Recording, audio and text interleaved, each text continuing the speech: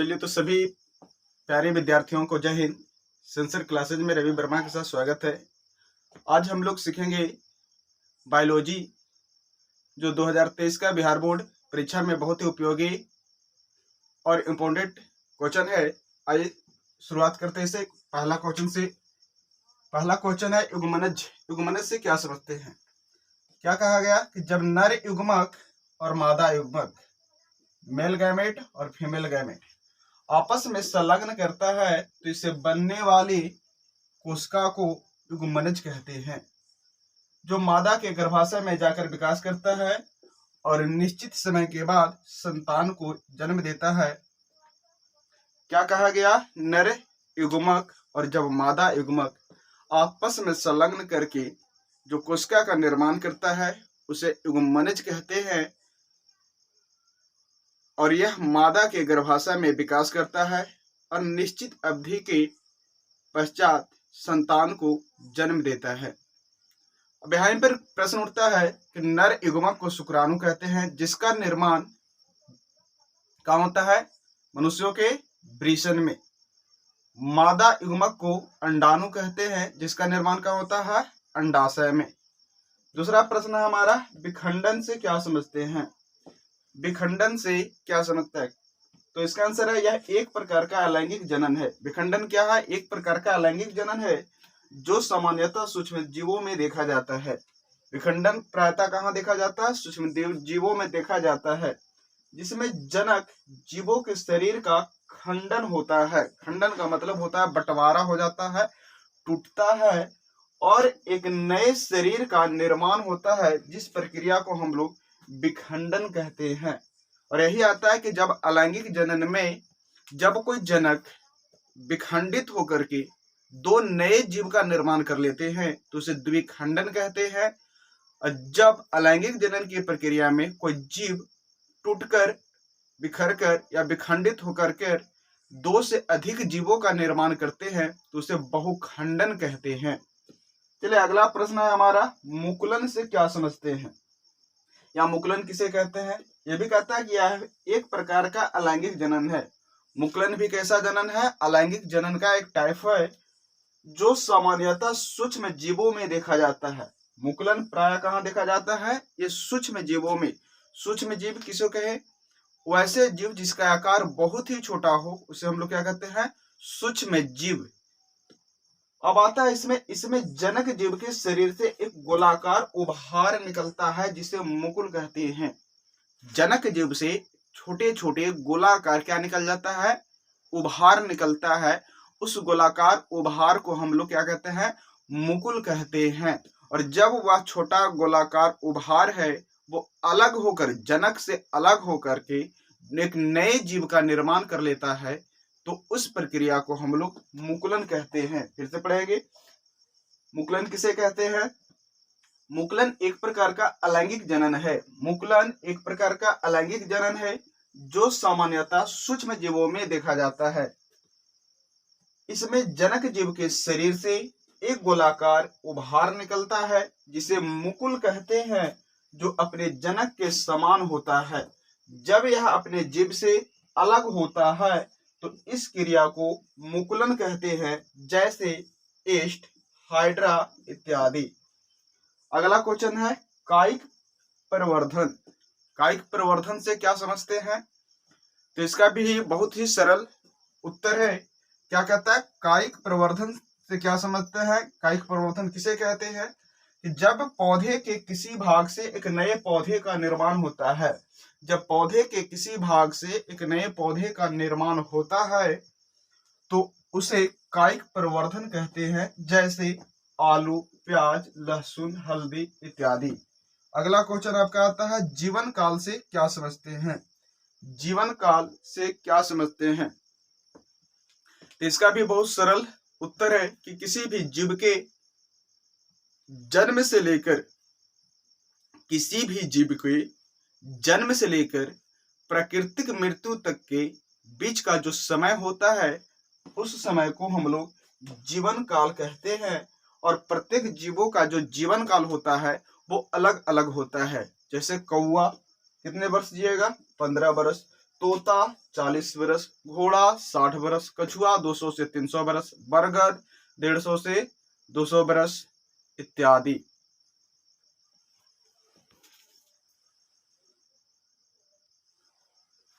चलिए अगला क्वेश्चन देखते हैं हम लोग। अगला क्वेश्चन है हमारा मध्य चक्र। क्या है? मध्य चक्र। कहता है कि प्राइमेट स्तनधारी में होने वाले चक्र को मध्य चक्र कहते हैं। अब इसको समझते हैं, मध्य चक्र होता क्या है।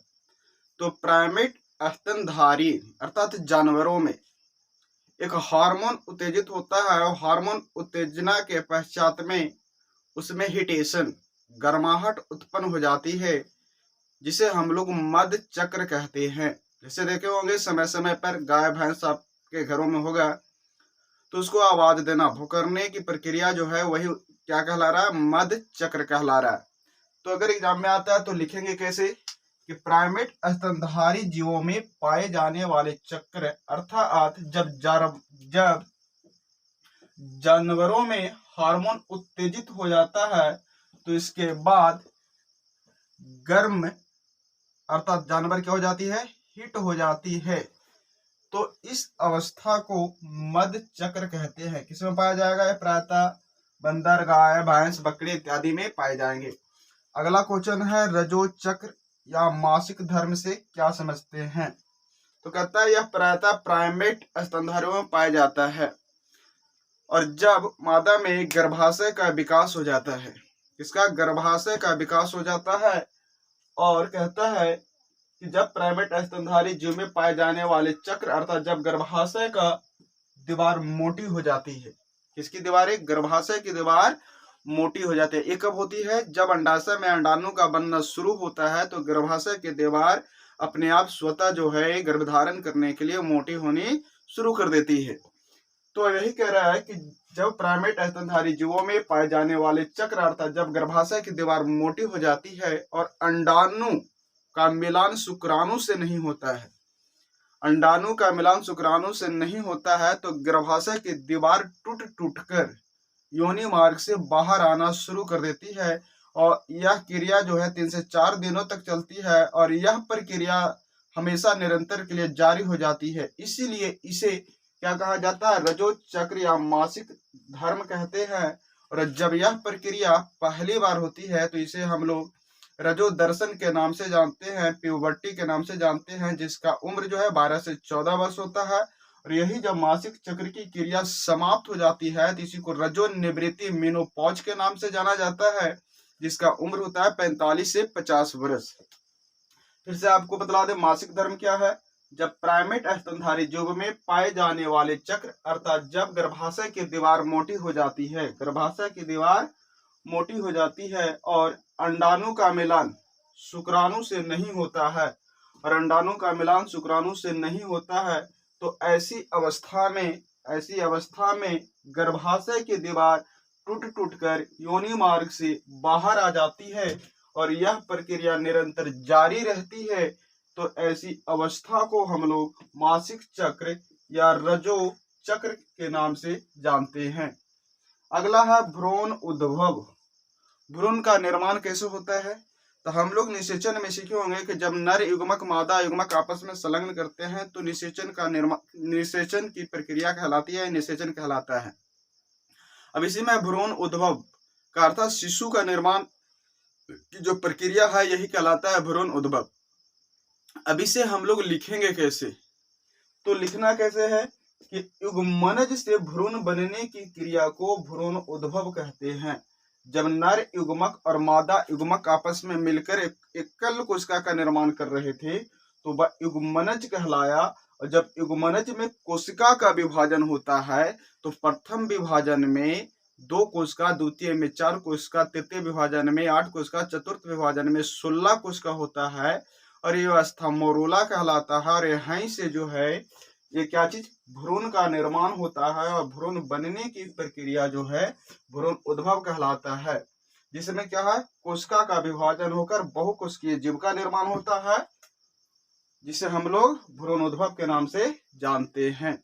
अगला क्वेश्चन है अलैंगिक जनन लैंगिक जनन से भिन्न है कैसे? तब भली भांति आप जानते हैं अलैंगिक जनन जिसमें एकल जीव भाग लेते हैं, लैंगिक जनन जिसमें आपको नर एवं मादा दोनों जीव भाग लेते हैं। अब कहता है अलैंगिक जनन में उत्पन्न संतान अनुवांशिक रूप से तथा आकार के रूप से दोनों रूप से क्या होते हैं, बराबर होते हैं, समान होते हैं तथा एक कमजोर होते हैं। जबकि लैंगिक जनन में उत्पन्न संतान अनुवांशिक रूप से और आकार के रूप से भिन्न होते हैं तथा इनमें सोच विचार करने की बुद्धि होती है, ये मजबूत होते हैं। इस प्रकार अलैंगिक जनन लैंगिक जनन से क्या है, भिन्न है। फिर से आपको बता दें अलैंगिक जनन लैंगिक जनन से भिन्न है कैसे। तो अलैंगिक जनन द्वारा उत्पन्न संतान अनुवांशिक रूप से समान होता है, परंतु लैंगिक जनन द्वारा उत्पन्न संतान अनुवांशिक रूप से तथा आकारीय रूप से समान नहीं होता है। इस प्रकार दोनों एक दूसरे से भिन्न है। अगला आता है प्रश्न आपका, अंतः प्रजनन से क्या समझते हैं। अंतः प्रजनन कहता है, अंतः प्रजनन का अर्थ है कि जब एक ही नस्ल के बीच 4 से 6 पीढ़ियों तक क्या करवाया जाए, संगम करवाया जाए। अर्थात जब एक ही पीढ़ी के बीच एक ही पीढ़ी के या एक ही नस्ल के जीवों के बीच में प्रजनन की क्रिया होती है तो इसे अंतः प्रजनन कहते हैं। अर्थात क्या कह रहा है कि जब एक नस्ल से उत्तम किस्म के नर तथा उत्तम किस्म के मादा को अभी निर्धारित कर पहले से ही लेकर हम लोग उसको संगम कराते हैं तो नए जीव का निर्माण होता है। तो इस प्रक्रिया को हम लोग अंतः प्रजनन कहते हैं।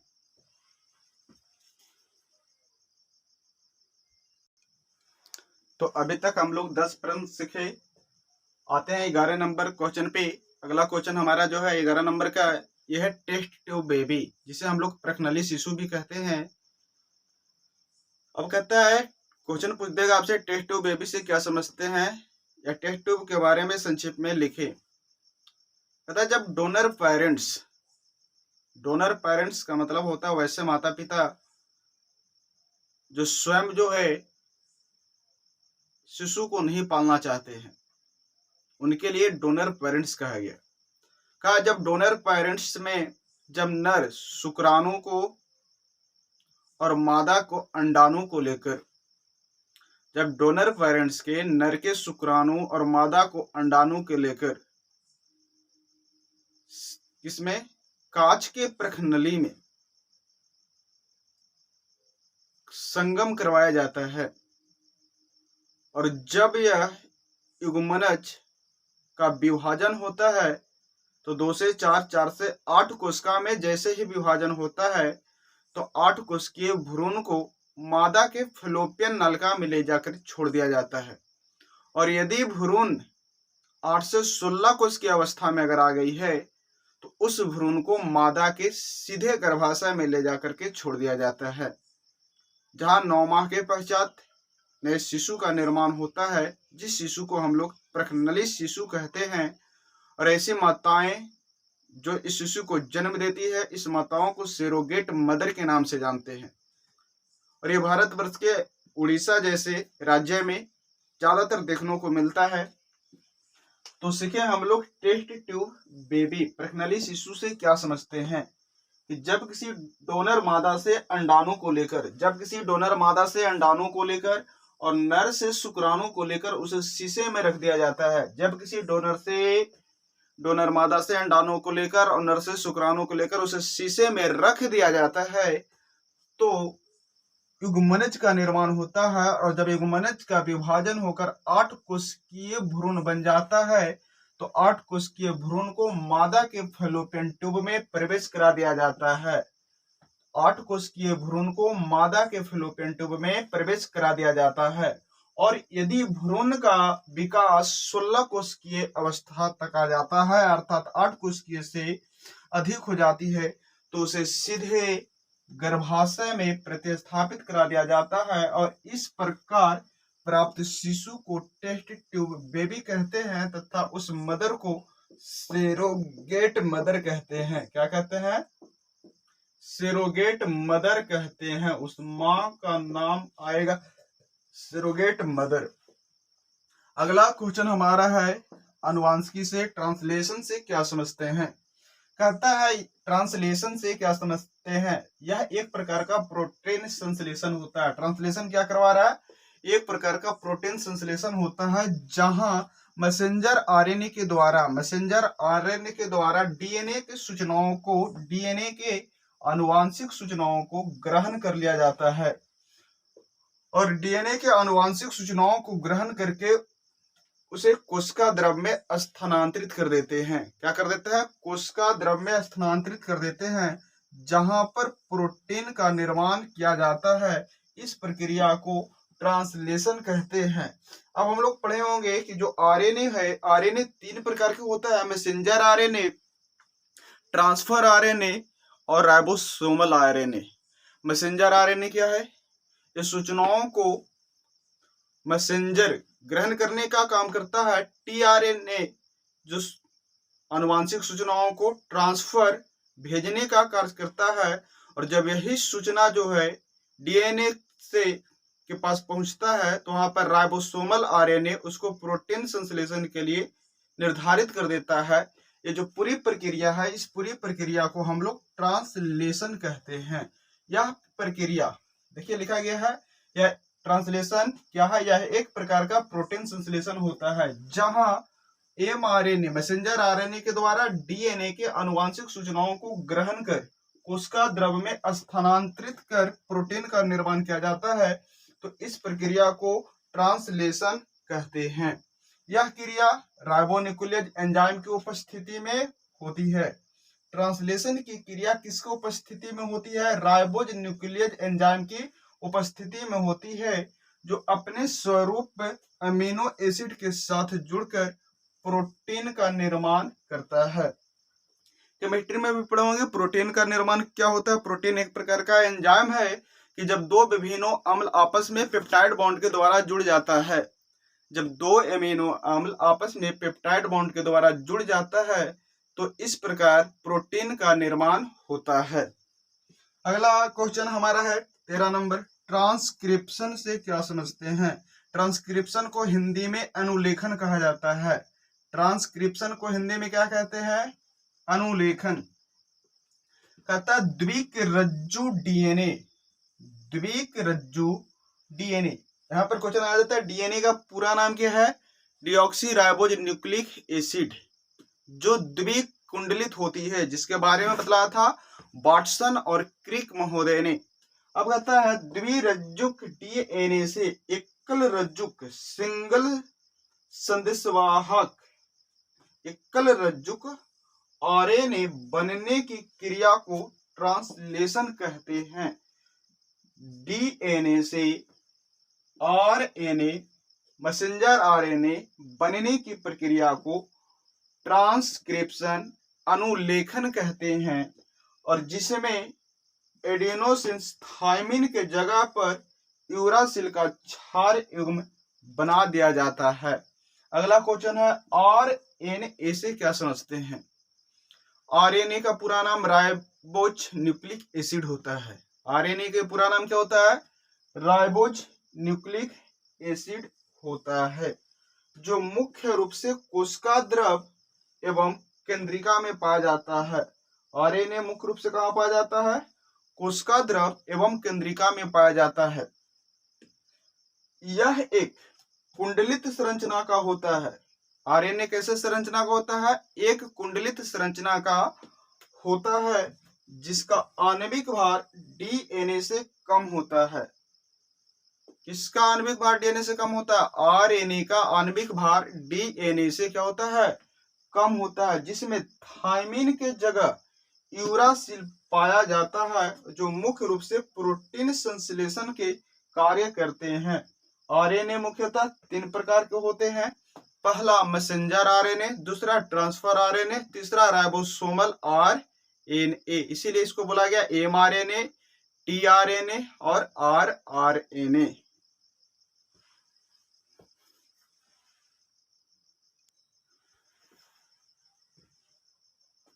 तो एक बात आ गई है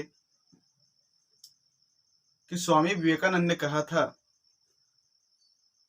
उठो जागो और अपने लक्ष्य की ओर भागो। उठो दौड़ो, अगर दौड़ नहीं सकते हो तो चलो, चल नहीं सकते हो तो रेंगो। आज वही समय आ गई है मेरे प्यारे विद्यार्थियों, उठो, कलम कॉपी लेकर बैठो और लिखो। अगर लिख नहीं सकते हो तो बैठ के सुनो। तो आइए चलते हैं अगला प्रश्न, 15वां नंबर, मोनो हाइब्रिड क्रॉस क्या है? ये एग्जाम के अंतिम घड़ी में ही आपको मैराथन क्लासेज मिल रहा है, क्योंकि बहुत दिनों से हम टाइम निकालने के लिए सोच रहे थे, लेकिन समय उपयुक्त नहीं था। अब अंत समय में टाइम निकालकर ये आपके लिए आधी रात में मेहनत किया जा रहा है। तब आप अपनी जो टॉप 10 का या टॉप में जाने का जो लक्ष्य बना रखे हैं, इसे अवश्य पूरा करें।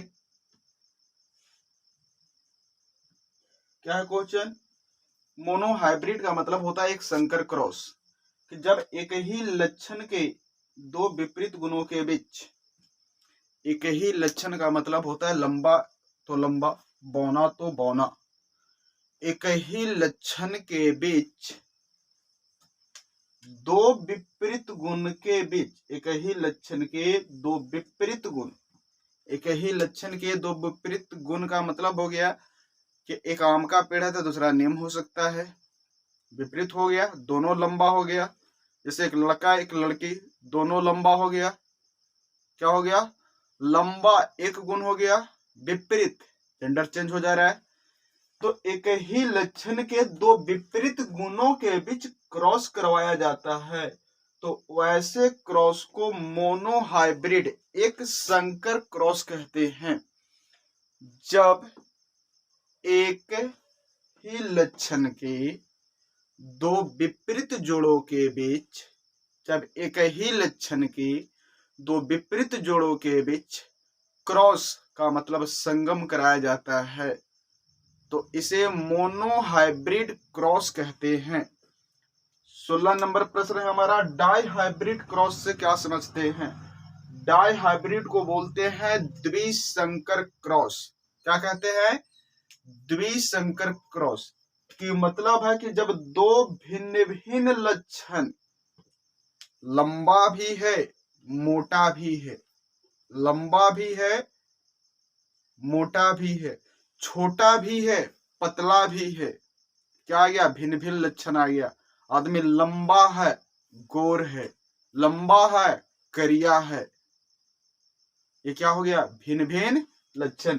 तो जब दो भिन्न भिन्न लक्षणों के बीच, जब दो भिन्न भिन्न लक्षणों के बीच दो विपरीत जोड़ों के बीच क्रॉस की क्रिया करवाई जाती है, तो ऐसे क्रॉस को डाई हाइब्रिड क्रॉस कहते हैं, द्विसंकर क्रॉस के नाम से जानते हैं। अगला प्रश्न है हमारा, एलील से क्या समझते हैं? तो कहता है जब एक ही गुण को विपरीत रूप को, एक ही गुण के विपरीत रूप, जैसे गोर, गोर का विपरीत करिया, लंबा का विपरीत बौना हो गया, मोटा का विपरीत पतला, को प्रकट करने वाले कारक को एलील कहते हैं। तो पढ़े होंगे, बापे पुत्र प्राप्त घोड़ा ना माने तो थोड़ा थोड़ा वाला में, अर्थात आनुवांशिकी वाला में, जब जेनेटिक्स हम लोग पढ़ रहे थे कि जब कोई गुण अपने माता पिता से उसके संतानों में जाता है तो ये गुण को आनुवांशिक गुण कहते हैं, और इस अध्ययन को, इस प्रक्रिया को आनुवांशिकता कहते हैं। और उसी आनुवांशिकता में हम लोग टीटी टीटी टीटी, ये वाला बड़ा टी छोटा टी बड़ा छोटा करके सीखे थे कि दोनों लंबा बौना, लंबा बौना। तो यही जो टर्म है कि जब एक ही गुण के विपरीत रूपों को प्रकट करने वाले कारक को क्या कहते हैं, इसी टर्म को हम लोग एलील कहते हैं। अब देखते हैं लास्ट चैप्टर से क्वेश्चन उठ गया, अवशेषी अंग से क्या समझते हैं? अवशेषी, अवशेषी का मतलब ही है कि जो थोड़ा मोड़ा बच गया है उसको अवशेष बोलते हैं। जैसे मार्कर है, इसको तोड़ते तोड़ते तोड़ते तोड़ते थोड़ा सा रहने दे तो ये जो बचेगा उसको बोले अवशेष। तो वैसे अंग जो हम लोग को पूर्वज में क्या होते थे, पूर्ण विकसित होते थे। पूर्वज में वैसे अंग जो जीवों के पूर्वज में पूर्ण विकसित होते हैं, परंतु वातावरणीय परिस्थितियों में बदलाव के कारण, वातावरण के परिस्थितियों में बदलाव के कारण इनका महत्व समाप्त हो जाता है और तथा शेष चिन्ह बच जाते हैं। तो इन अंगों को अवशेषी अंग कहा जाता है। जैसे कर्ण पल्लव, और क्या मिल रहा है, त्वचा के बाल, बर्मी फॉर्म, ये किसके उदाहरण है, अवशेषी अंगों के उदाहरण है। जैसे देखे होंगे पिक्चर वगैरह में कि सुग्रीव वाली ये सब के जो क्या थे, शरीर पर बहुत सारे बाल होते थे। लेकिन आज जो देखा जा रहा है तो त्वचा पर बाल, महीन रोमा जो आ रहा है, तो ये किसका उदाहरण है, ये अवशेषी अंग का उदाहरण है। अगला क्वेश्चन है हमारा, समजात अंग से क्या समझते हैं, ये भी इंपॉर्टेंट क्वेश्चन है।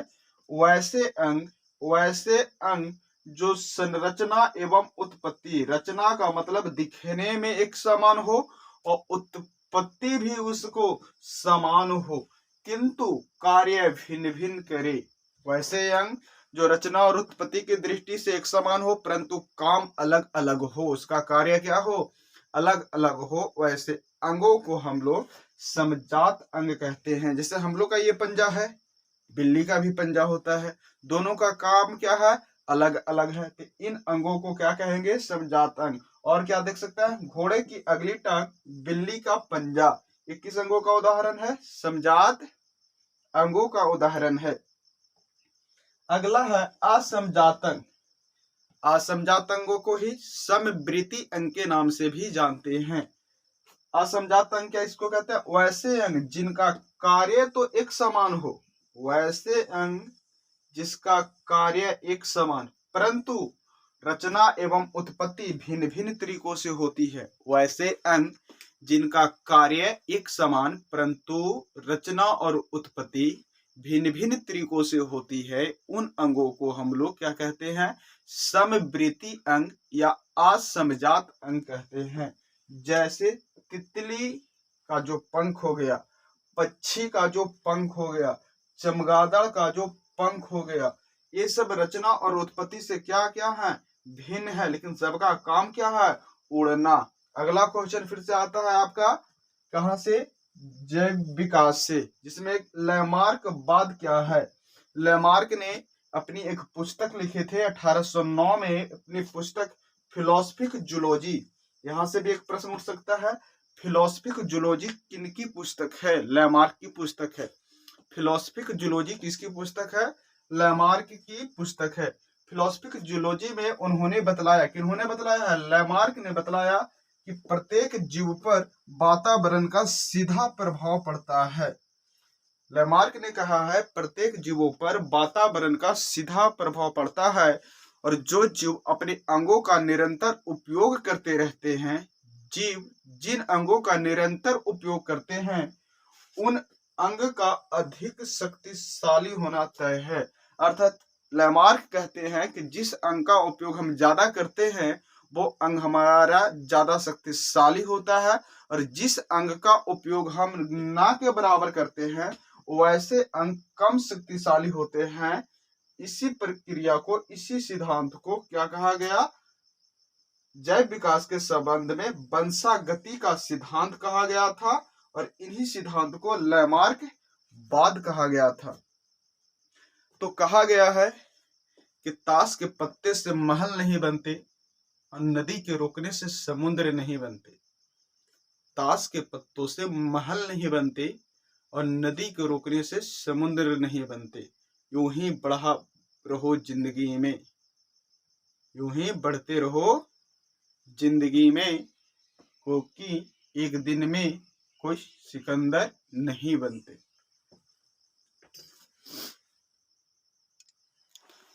तो देखिए अगला क्वेश्चन हम लोग को 22 नंबर क्वेश्चन, कैंसर रोग क्या है?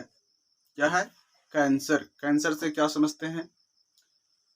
तो जैसा कि हम सभी जानते हैं कि हमारे शरीर में कोशिकाओं को नियमित क्या होती है?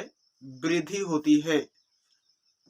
तो किसी प्रकार का कोई रोग नहीं होता है। और जब जीव के शरीर में कोशिकाओं का अनियंत्रित वृद्धि होने लगती है, जब किसी जीव के शरीर में कोशिकाओं का अनियंत्रित वृद्धि होने लगती है, तो होती है अनियंत्रित वृद्धि, और यह नियमित रूप से होने लगे तो उसे हम लोग कैंसर कहते हैं। कोशिकाओं को अनियमित वृद्धि एवं विभाजन से होने के कारण कोशिकाओं के अनियमित वृद्धि एवं विभाजन होने से क्या होता है? शरीर में गांठ हो जाते हैं। जगह जगह शरीर में गांठ जैसा बन जाता है, जिसे हम लोग ट्यूमर कहते हैं। और इस ट्यूमर के अध्ययन को ऑन्कोलॉजी कहते हैं। तो ऑब्जेक्टिव में यह भी प्रश्न आ सकता है, कैंसर के अध्ययन को क्या कहते हैं? ऑन्कोलॉजी कहते हैं। या क्वेश्चन बदल के पूछ सकता है, ऑन्कोलॉजी किसका अध्ययन है? तो ऑन्कोलॉजी कैंसर का अध्ययन है, या उसे हम बोल सकते हैं कि ऑन्कोलॉजी ट्यूमर का अध्ययन है। अगला क्वेश्चन आता है इसका कि इसका लक्षण क्या है? कैंसर के लक्षण कैसे पता चलेगा कैंसर है? कैंसर हो जाएगा तो इसका लक्षण कहता है उस व्यक्ति के पहला तो भार में कमी होगा, दूसरा शरीर के किसी भाग में अत्यधिक वृद्धि होगी। जैसे अगर स्तन कैंसर हो जाता है तो स्तन में वहां पर आ जाएगा, लीवर कैंसर तो लीवर में हो सकता है आपका। तो सबसे ज्यादा कैंसर होने की संभावना जो होती है वो लिवर कैंसर और ब्रेस्ट कैंसर ही ज्यादा संभावना होती है। ऐसे ब्लड कैंसर भी होता है। ब्रेन में जो होता है वो ट्यूमर होता है, जिसे हम लोग ब्रेन ट्यूमर के नाम से भी जानते हैं। निवारण क्या है इसका? सबसे पहला निवारण तो है कीमोथेरेपी के द्वारा, या दूसरा हम कह सकते हैं पौष्टिक आहार के सेवन करके हम इसे दूर कर सकते हैं। आप सभी जानते हैं कि हमारा शरीर जो है लगभग 63 अरब या खरब कोशिकाओं से मिलकर बना हुआ है। तो इस कोशिकाओं को पूर्ति करने के लिए हमें पौष्टिक आहार को लेना बहुत ही जरूरी है।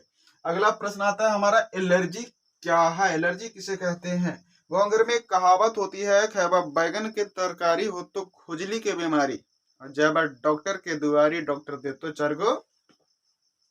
हाँ, तो यहाँ क्या है क्वेश्चन, एलर्जी किसे कहते हैं?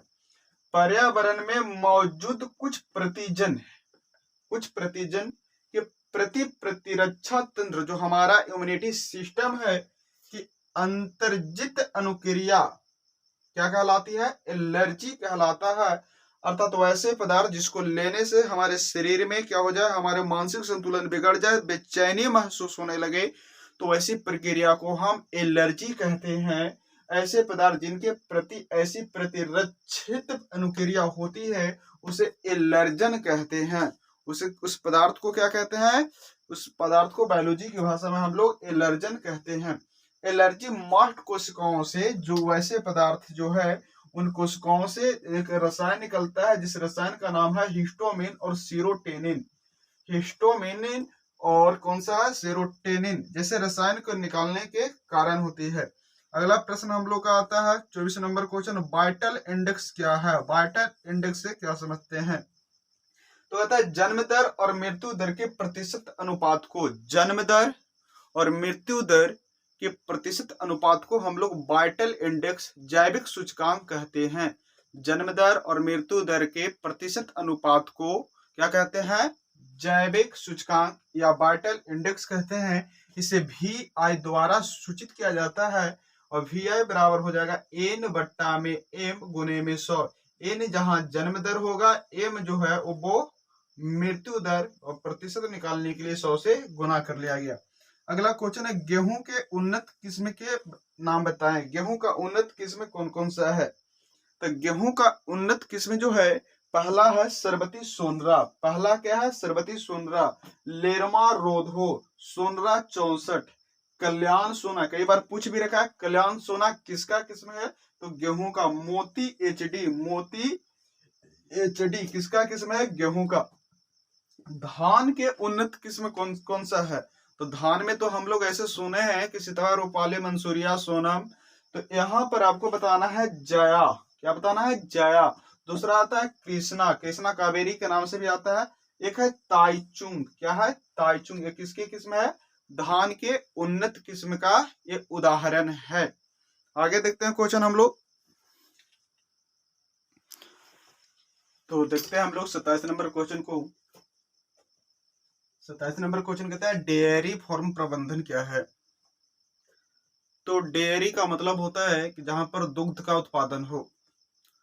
तो जब दूध के मात्रा को बढ़ाने के लिए, दूध के उत्पादन में वृद्धि करने के लिए जब उत्तम कोटि के विभिन्न प्रकार के पशुओं का प्रबंधन किया जाता है तो इसे हम लोग डेयरी फार्म प्रबंधन कहते हैं। तो ये देखते हैं, डेयरी फार्म प्रबंधन को पशु प्रबंधन भी कहते हैं, जिसके अंतर्गत उत्पादन के लिए विभिन्न प्रकार के उच्च नस्लों वाली, जिसके अंतर्गत क्या चीज के लिए? उत्पादन के लिए विभिन्न प्रकार के उच्च नस्लों वाली पशुओं का फार्मिंग किया जाता है ताकि दूध की मात्रा में क्या हो सके? वृद्धि हो सके। तो उसे डेयरी फार्म प्रबंधन कहते हैं। अब दूध की मात्रा जो है सबसे ज्यादा गाय और भैंस से ही बढ़ती है। तो गाय की कौन कौन सी किस्में हैं? तो गाय की किस्में है आपका जर्सी, आप लोग नाम सुन होंगे, जर्सी। गाय का नाम है करन स्पिस, गाय का ही नाम है प्रिंसी हॉर्न। ये गाय की प्रजातियां है होल्स्टाइन। तो इसको याद रखेंगे, गाय की प्रजाति आपसे पूछ सकता है तो जर्सी, करन स्पिस, प्रिंसी हॉर्न, होल्स्टाइन। जर्सी, करन स्पिस, प्रिंसी हॉर्न और होल्स्टाइन। जर्सी, करन स्पिस, प्रिंसी हॉर्न और होल्स्टाइन, ये किसकी प्रजातियां हो गई? गाय की। भैंस की प्रजातियां है। भैंस की कौन कौन प्रजाति मिल रहा है? पहला नागपुरी, दूसरा नीलरबी, तीसरा जफराबादी, चौथा में मेहसाना। ये किसकी किस्म है? भैंसों की किस्म है। अगला आता है मत्स्य पालन क्या है? मछली पालन, जिस पालन को हम लोग मछली पालन जब कहता है, क्या कहता है कि मछली का पालन पोषण तथा प्रबंधन के बारे में हम लोग अध्ययन करते हैं तो इसे पिसी कल्चर या मछली पालन के नाम से भी जानते हैं। इसको मछलियों का अध्ययन जो है पिसी कल्चर कहलाती है। अब कहता है इसके अंतर्गत मछलियों को उत्पादन कर मांस में, मीट में क्या किया जाता है? वृद्धि किया जाता है, जिसे मनुष्य आहार के रूप में ग्रहण करता है। मछलियां मुख्यतः जो है दो प्रकार की होती है, एक लवणीय जल में पाए जाते हैं, दूसरे अलवणीय जल में पाए जाते हैं। जैसे देखे होंगे कुछ मछलियां जो समुद्रों में पाई जाती है, कुछ मछलियां जो है हम लोग को नदी तालाबों में पाई जाती है। तो यही इसीलिए इसे बोला गया लवणीय और अलवणीय। जैसे में मछली में क्या है? रेहू, मांगुर, टेंगरा, कतला इत्यादि, ये क्या है? ये मछलियां का नाम है। अगला प्रश्न देख लेते हैं हम लोग 29 नंबर, उर्नक से क्या समझते हैं? अगला क्वेश्चन क्या है? उर्नक कहता है कि यांत्रिक वातन टंकियों में यांत्रिक रूप से का मतलब हो गया कृत्रिम विधि से वायवीय जीवाणु के लिए। किसमें? टंकी में जो बड़े बड़े टंकी होते हैं उसमें कुछ जीवाणु होते हैं, वैसे जीवाणु जो हवा लेकर जिंदा रहते हैं। तो जब उसको हवा की मात्रा नहीं मिल पाती है तो किसी पाइप के जरिए या किसी यांत्रिक विधि के जरिए वहां तक हम लोग क्या करते हैं? हवा प्रवाहित करते हैं, जिसके लिए पंप या बाता का प्रयोग किया जाता है। ऐसा करने से उस जीवों को लगातार ऑक्सीजन मिलता रहता है और वह जीव जो है सूक्ष्म जीव लगातार प्रबल वृद्धि करके झुंड में आ जाते हैं। जब बड़े बड़े टंकियों में या कहीं गड्ढों नालों में सूक्ष्म जीव को ऑक्सीजन की कमी हो जाती है तो उसे पाइप के जरिए या किसी यांत्रिक विधि के जरिए ऑक्सीजन को पूर्ति किया जाता है और ऑक्सीजन को पाकर वो सूक्ष्म जीव क्या हो जाते हैं? प्रबल वृद्धि करके झुंड में आ जाते हैं बहुत सारे, तो उसे हम लोग उर्नक कहते हैं। अगला क्वेश्चन है ग्लोबल वार्मिंग से क्या समझते हैं? तो कहता है कि जब कार्बन डाइऑक्साइड, मीथेन और CFC और साथ में N2O नाइट्रस ऑक्साइड जो है, इस गैस की मात्रा बढ़ जाती है। कितनी मात्रा बढ़ जाती है?